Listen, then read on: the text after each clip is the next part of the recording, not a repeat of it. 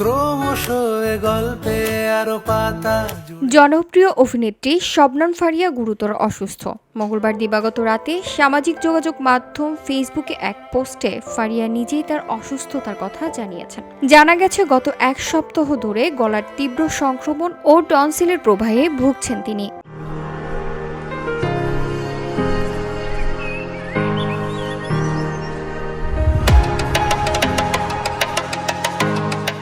তিনি লেখেন, আমি গলায় গুরুতর সংক্রমণ ও টনসিলের প্রবাহে ভুগছি। ৮ দিন ধরে আমার কণ্ঠস্বর বন্ধ হয়ে আছে।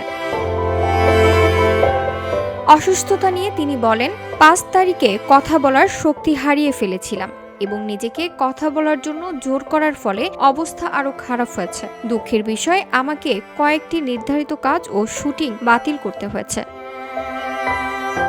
বর্তমানে কোনো ফোন কলও রিসিভ করতে পারছেন না বলে জানান ফারিয়া। তিনি বলেন, আমার অনেক কল আসছে কিন্তু ধরতে পারছি না। খুব জরুরি হলে দয়া করে টেক্সট করুন।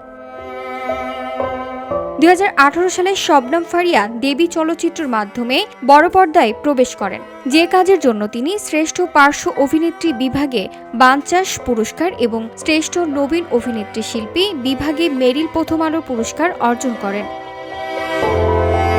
VOD Bangla news desk.